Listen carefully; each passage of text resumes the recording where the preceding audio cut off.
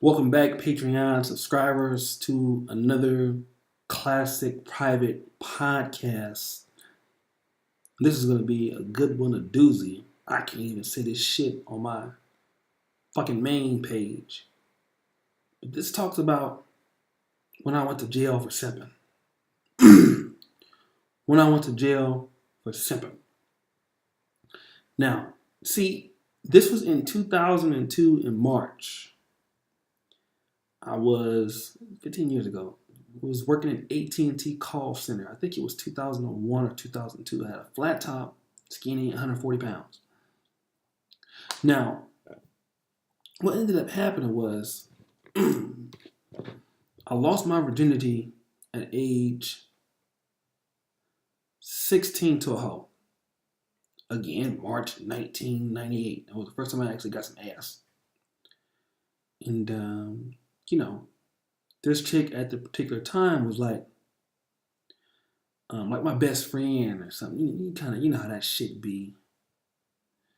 And, finally got into that pussy. It was cool. I really didn't know what I was doing. You know how that shit be when you first get in some ass. You really don't know what the fuck you're doing. You're just in there hitting it and all this. Well, anyways, this dusty bitch ended up getting pregnant about a year later. What me is some other nigga. Ended up getting pregnant. She was pregnant at graduation. Bitch had a baby.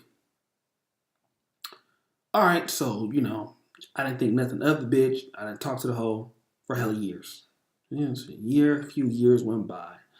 I was working at Lucky's at this particular time as a fucking courtesy clerk.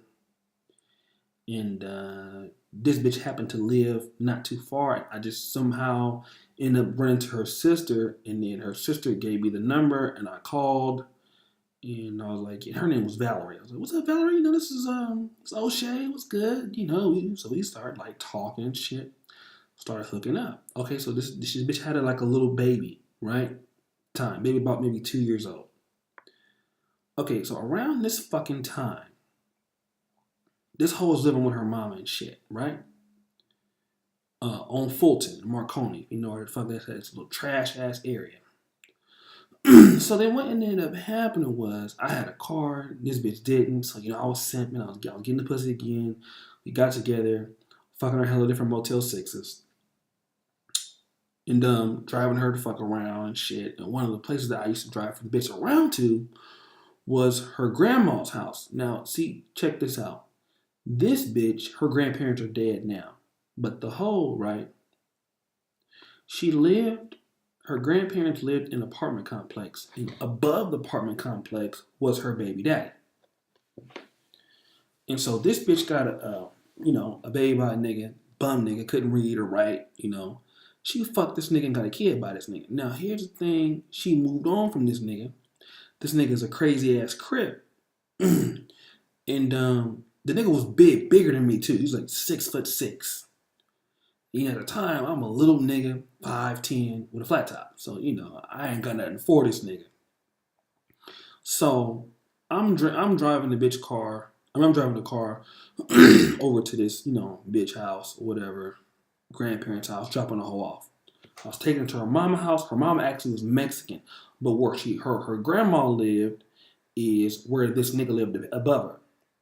So she had to lie to this nigga and tell her that I was her sister Lisa's boyfriend. So this nigga wouldn't be trying to check me. And of course, they getting into it one day. And he pushed this bitch.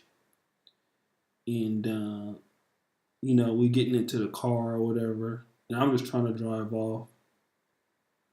And he's like, nigga, don't be driving off hella fast on my daughter. Like, saying some bitch ass shit. I wasn't even really, tripping off the nigga like that. And so I yelled out the car, "That's why I'm fucking your girl." Belt the fuck off, right? So the nigga was mad. He called the bitch, "I'm gonna come get a shotgun, shoot this nigga. You got my daughter in the car with this motherfucker." And I was a young nigga, I really didn't know no better. Well, a few months go by, I'm still fucking her. playing stepdaddy. Well, anyways, I'm driving my car one day. On a lunch break, went and picked up my nigga. We was gonna go to KFC, you know, and I'm at the stoplight, right? Now, mind you, this nigga recognizes my car. I didn't even see this nigga. Somebody comes to my window and starts kicking the fuck out of my. I'm in a red light. Like, I can't move. I can't do shit. This nigga starts kicking my car door, hitting the door and shit, right? Kicking. I'm like, fuck. And there's a car in front of me. And I'm like, I didn't lock my car door or nothing. This motherfucker, like, I'm getting ready to drive off. This motherfucker opened the door. Big nigga, too. Hit me on the eye. I swole the fuck up. Nigga, you would have thought Mike Tyson hit me, nigga. And I was puffy as shit. Now I was out here. I pulled over to the side of the road. My eye was fucked up. Now, my mom is out of town at a conference where all this bullshit is going down. I got the house to myself. Now, I should have just went back to work and called it a day, but being a young nigga, I called my job, telling them I wasn't going to be back for the day. Now, I called my nigga, was trying to go find a gun. I'm like, look, who got a gun? I'm going to go shoot this motherfucker. He just hit me in the fucking face. Again, young nigga not knowing what's up. So we couldn't find a gun, so I was like, all right, I'll tell you what I'm going to do. I know where he lives at. I know where his dad lives at. I'm going to take a pipe. I'm going to go over to his dad's house. And I'm going to bust the fuck out the car window. Let this nigga know I ain't playing. So that's what the fuck I did, like a dumbass. I went to I drove past the house where this nigga was at. Went to the dad's house. I recognized the car. The dad was outside. I just took a pipe. I busted the back window. Bah! Now, I was with two other niggas at this time. One nigga got in the apartment complex, came out there with me like a dumbass.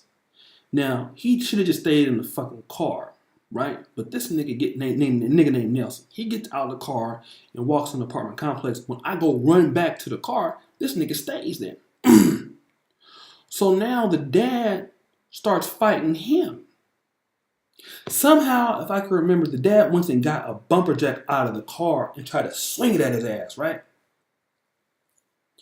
Now, fucking around, I should have just left his ass there. No, I come across the gate and hit the dad in the head with the pipe. Bow! Like a motherfucker. Dad is unconscious and shit. I'm like, man, I done fucked up. Driving the fuck off. We drove home, nigga. The police is right there waiting on me. Put your hand behind your head, motherfucker. All type of shit. My granddad come to the house and shit and all this shit, nigga. I done fucked around, hit this nigga in the head. The motherfucker almost died. Real story. Now, mom come back home, my dad and all these motherfuckers, they had to get me out of jail. The bond was like 10 grand, so I put up $1,000 to get my black ass out of there. Now, it's funny, when I was in jail, and I was nervous as fuck. I was in the holding tank and shit. And when you go to jail, I never knew that these niggas make you, they put you in the holding tank first. They put you in there with all the crazy motherfuckers, right?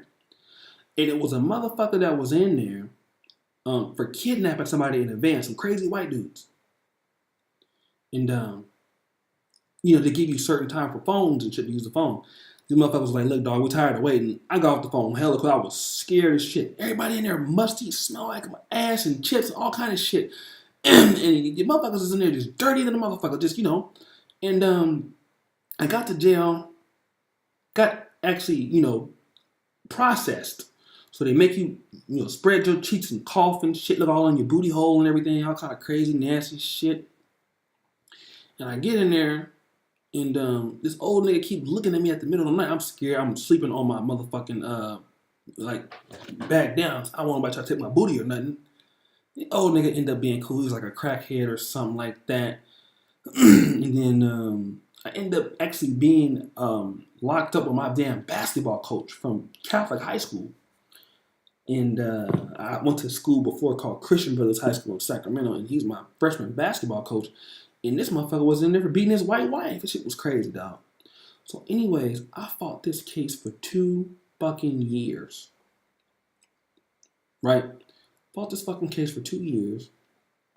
And at the end of the day, they threw this shit out because by that time, we kept going to court, kept coming back out of court, kept going to court, kept going back out of court, kept coming to court, kept going out of back in court. What ended up happening was the motherfuckers who it went on for so long, the people um, started forgetting the story. Like the UPS driver who saw the shit and the dude himself who saw the shit. You know, it was all bad. Motherfuckers had forgot all about that shit. So I ended up just getting a misdemeanor, like a slap on the wrist. Plus, I had hit an old nigga that was, you know, he was a dumbass and he was like hella ghetto and he was pissing off the judge and shit like that and stuff like that and everything. So they kind of just let me go. But at the end of the fucking day, I went to jail for simping. What if I would have killed that dude, man? I would be locked up. And this bitch ended up having, check this out, after I simped, this hoe left me, ended up getting a baby by my other nigga. Right? She ended up getting pregnant by this nigga. Then tried to come back. This bitch tried to fuck me like 3 or 4 years ago. After all this shit, man, I'm telling you, these hoes is crazy. So I left that hoe alone. And I was just thinking, man, what could have been, man? I could have caught a felony for that shit. I died with a fucking big bullet, bro. And so these hoes, man, I'm telling you, don't simp, nigga. You know, don't get involved with these bitches that got kids, especially if they got daughters. These baby daddies, man, I'm telling you niggas, if you do that, these niggas will try to fucking do something to make you want to kill their ass. And that's exactly what they do. They get mad when you fuck their bitch. And at the end of the day, if I could go back, man, I would never fuck with a bitch with a kid. All right, if that nigga is living, if the baby daddy is living, I'm not fucking with that bitch. The only way I would do it, if I ever would do it again, is if that motherfucker is dead or locked up and he ain't never getting out. Never fuck with a bitch that got a baby daddy that's still living in the same fucking city. Never. That shit is hell on earth. This nigga will call your phone, his family will call your phone, and shit, it will haunt your motherfucking ass. It's just best to leave them motherfuckers alone. Even if that nigga has moved on and got a new bitch and a new family, he will still find a motherfucking way to fuck with you. That's what they do, man. These niggas is fucking crazy. You know what I mean? These niggas is you know, they just, you know, these hoes will use you against their baby daddies and shit. They will go out and tell you, you know, baby daddy, like how good you're doing and try to throw it off in the shit and all type of fuck shit. Man, fuck that, nigga. Do not let these hoes get you caught up in that bullshit, bruh, because that is exactly what they're trying to do. So anyways, but I just want to let you know that. Shout out to all the Patreon subscribers, man. That's how I went to jail for simping over these fucking single mothers. And this shit, I got more stories to tell you about, like shit I've been through privately that I would never tell on my main channel. But this is some real shit.